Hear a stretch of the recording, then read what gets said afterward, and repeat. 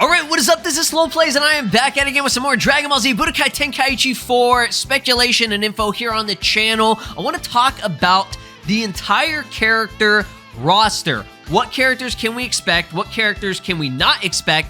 And what's going to be DLC? Okay, let's just be real at this point in time with how, video games are in this modern age, and especially Dragon Ball games. Added content, paid DLC, it's inevitable. It's going to happen, and especially for a game like Tenkaichi, they're going to go hard on probably a lot of DLC. I want to get my thoughts and opinions of, why certain characters will be or won't be in the game. Let's get into this, man. I'm excited because I wanted to talk a lot about manga characters, okay? I kind of, dabbled into the manga realm and everything in terms of Tenkaichi, because I know a lot of people want to see stuff like Black Frieza, Ultra Ego Vegeta, Moro especially, Ultra Instinct, True Ultra Instinct, whatever that is supposed to be. I don't think we would see that. I think it would just be, UI sign and, jizz-haired mastered form that they would just call normal Ultra Instinct and stuff. For those of you that are Gas fans, all right, I know there's a whole 4 of you out there that really want to see Gas or whatever. And then obviously, characters like Granola. I personally love Granola. I think he's dope as hell. Maybe they give him, his like after post Dragon Ball Ultimate Life Form Wish type of thing or whatever, as like a power-up, or I don't know, is it maybe a separate character? I don't know, you know what I'm saying? But what I wanted to talk about mainly was, I know I'm getting into it as if these characters will actually happen. Will they be in the game? Okay, probably not. Probably not, okay? The only reason I'm saying probably and not just straight up, like flat out, like 100% they're not going to be in the game is because we've seen manga content, added to video games, in terms of like anime games, like for example, Naruto Ultimate Ninja Storm 4. Okay, and maybe even, earlier than that. There's been content, okay, in terms of the story that got adapted in the video games before we saw it in the anime, okay? There's an example of, for example, like, Ultra Instinct Goku, that was Xenoverse 2 DLC first before it got in the anime. Obviously, the manga is, different and everything, but I'm just saying, like, it's not too crazy to believe that they could do it. They absolutely could, and with this crazy Dragon Ball story that has come out recently with Yoku, okay, him wanting to establish his own Capsule Corporation Japan, company or whatever, where he wants to handle the video games, the anime, merchandise, etc., or whatever, and let Shueisha handle the manga. Will that change anything necessarily? I don't think so, like I said, because, Shueisha is still in charge of the manga, so I think they're going to be the ones that are going to be like, hey, you know what? If we want to put manga content in the game, you're going to have to get permission from us in terms of that. I don't know. I don't know how that would work. I'm not going to sit here and act like I do, but I'm just saying, that could change things, okay, in terms of this curse, in a way, this cycle where manga-based content doesn't appear in the video games. And the main reason for that being is because of the anime, okay? We want to see the anime back with all this shit before we actually see it in the video games. That's just how it works, okay? You get the anime, people are hyped about the anime, they're seeing what's going on in the main story and everything, and then they're like, all right, let's capitalize on that, and let's promote it in merchandise, okay? That's why we don't really see, Ultra Ego or, Golden, or, sorry, not Golden, Black Frieza, Granola, and all this stuff as official figurines. I think there was an Ultra Instinct Goku figurine or a statue that recently came out that was based off of manga related, UI Goku. But that's kind of it. And the reason why they probably did that was because Ultra Instinct is already established as a transformation technique thing that, people have seen already in the anime and everything. So, with Goku, even though you might see some like references to the manga in terms of poses and things that he does, that's kind of more acceptable. Like if you just drop, for example, Moro, okay, Dragon Ball fans will know who that is and they'll probably buy it and everything, but it's not going to the general public, okay? A lot of people want to see the anime first, okay? Some people that are Dragon Ball fans or casual fans or might not even know much about Dragon Ball won't really be diving into the manga that much, okay? It's just a fact, okay? If you're like, more, not hardcore, but like, you're more into it. If you're more into it, like you would absolutely, like, for example, like me, like I'm pretty casual, okay? Y'all don't know this. I know I talk about Dragon Ball a lot and I love the series, But in all honesty, I'm a very casual fan, okay? I'm not going hardcore crazy collecting everything, and you know, I like the video games, I enjoy the anime and stuff. I will go dive into the manga, but it's only been more recently that I've been getting into, you know, Dragon Ball Super manga and everything, okay? I wasn't following it when it was first coming out and everything. I was just following the anime because I'd rather watch the anime. And the way I feel about it, I'm pretty sure a lot of other people feel about it, okay? Yes, I know I'm a fake fan.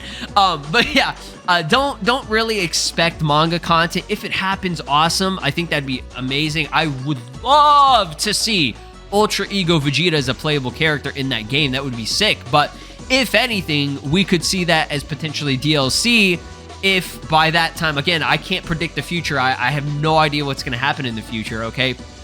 But maybe by the time this game comes out, they're getting into the anime again. Maybe. I don't know. I really don't know. Probably not. It's most likely not going to happen. But for however long this game lasts in terms of, you know, additional content, DLC, which is, like I said, it's going to happen. All right. Don't sit there and act like, oh, yeah, we're going to get every single character right off the bat. Okay. If you have that expectation, you are setting yourself up for absolutely hating this game. Okay. Because that's just how it is. Right. But yeah, DLC is definitely possible if this game, you know, goes on for like, I don't know, the next 5 years. Like they're adding DLC, which they could. Okay, Xenoverse. Look at Xenoverse 2. That game has been living for 7 years now. Okay, off of just DLC.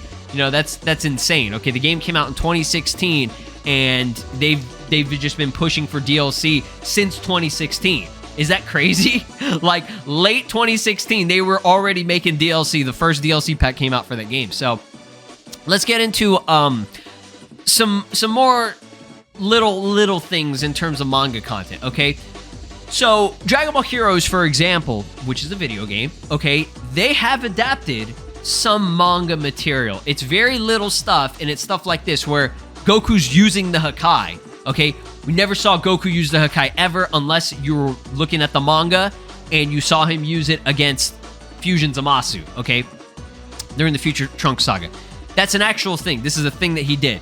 Same thing with Vegeta using Gamma Burst Flash. Now, that's just a Final Flash, basically, okay? But he uses it usually in Super Saiyan Blue or Super Saiyan Blue Evolved. And he inverts his hands whenever he uses... I can't... You know, Final Flash is like this. He goes like this whenever he's doing the Gamma Burst Flash shit, okay? I know that looks stupid, but it's kind of cool, right?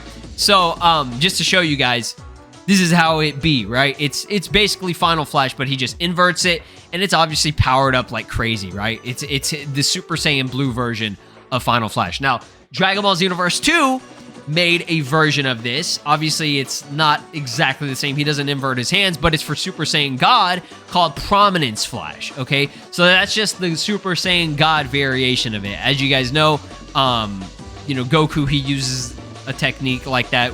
It's called Gravity Bash, okay? Or Cosmic Rush in Super Saiyan Blue when he uses it, but it's basically just the Rasengan, okay? It's... For whatever reason, they like to give it two different names for different transformations that they use, okay? So that's the thing there. In terms of, like, you know, small little things like techniques, I could definitely see added. Will they do it? I don't know. Maybe they'll change up the name, you know, like Xenoverse 2 did.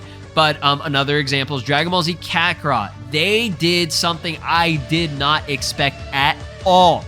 Never in a million years did I think that they were going to produce and adapt manga content that was exclusive to the manga content that we never saw in the anime, okay? And we did not see... We saw a little tiny, like almost like a slideshow of Trunks versus Dabura and, you know, Babidi or whatever. And he did talk about him, you know, with the Kai, Spring Kai and all that. But in the manga, they actually showed it. And this was all specifically, explicitly adapted from the manga in Dragon Ball Z Kakarot, where Trunks is training with Supreme Kai, okay? He goes Super Saiyan 2 for the first time, fights Dabura, and it's sick. It was awesome, okay? And every single frame, and there were references all straight from the manga, okay? It was not anything from the anime, all right? So I was very surprised that they did this, right?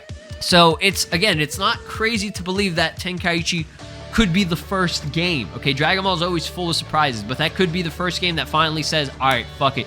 Let's just go straight into it. Ultra Ego, you know, versus, I don't know, moral, all that stuff. But it's not, to me personally, it's not necessary. We don't absolutely like, oh, we need it, because there's still so much content that is going to be from Dragon Ball Super that they're really focusing on. And that's what I wanted to get into real quick, which I already talked about. It's not, I think it's obvious at this point. Yeah, they're going to adapt basically everything from Dragon Ball Super. Expect a lot of crazy, weird, unconventional characters from the Tournament of Power to be playable, okay?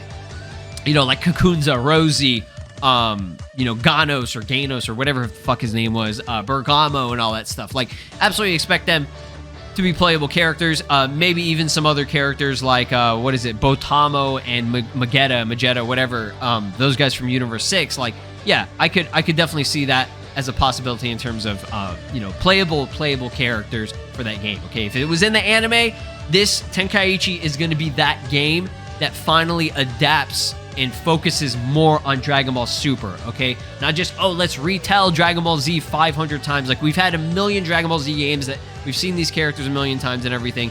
It's finally time for a game that's mainly going to be focused on Super, and Tenkaichi 4 most likely will be that game, right? Now, let's talk about kind of like DLC. I talked about it with the manga stuff. Could we see stuff like this? Okay, I'm talking about game exclusive characters. I think that's possible, but it would probably be DLC. Not saying it will be, but I'm just saying, for example, Xenoverse 2 has characters like Android 21, the thick waifu. We love her, right? She's awesome. Dragon Ball Legends also, added in 21. Maybe characters like Fu, Toa, Mira, okay? And like I said, Android 21, Shallot. Maybe, not saying it, Xenoverse 2 hasn't gotten Shallot yet. Eventually, I hope we do. But I'm just saying, Android 21 is very popular. She is in a sense, a canon character to the series because she was in Dragon Ball Super Superhero, but her name was Vami, not Android 21. But obviously, they would add the Android 21 version because that's the fighting, character version, the character that actually uses combat. So yeah, I could see Android 21 as DLC. I could maybe see Mira, Tawa, and Fu as DLC just because they're featured in Xenoverse 2, okay? And they've been in other, Dragon Ball games before. For example, Kakarot. Can you believe that Mira and Tawa were in fucking Dragon Ball Z Kakarot? Like, what the fuck, dude? That still blows my goddamn mind. Like, that shit is crazy. But I'm sorry for the profanity, but you guys know how we be on the channel, right? So, yeah, I would love to know down in the comments below what y'all think about this in terms of character roster, okay? I think we're gonna get everything from Dragon Ball Original, GT, Z, Super, but everything else, Dragon Ball Heroes, don't expect Dragon Ball Heroes. Manga content, don't expect manga content. If it happens, awesome, but I'm just saying don't expect those, okay? But you can expect pretty much everything else, right? But like little collabs from video game characters, they could call this maybe a Xenoverse 2 collab pack. And they could call this a Dragon Ball FighterZ collab pack. And then maybe Shallot, they name that a Dragon Ball Legends collab pack. There ain't nothing in Dokkan, so don't expect that. But I'm just saying. But yeah, that's going to be it for this video, guys. Thanks for watching. I do appreciate your time, support, and everything.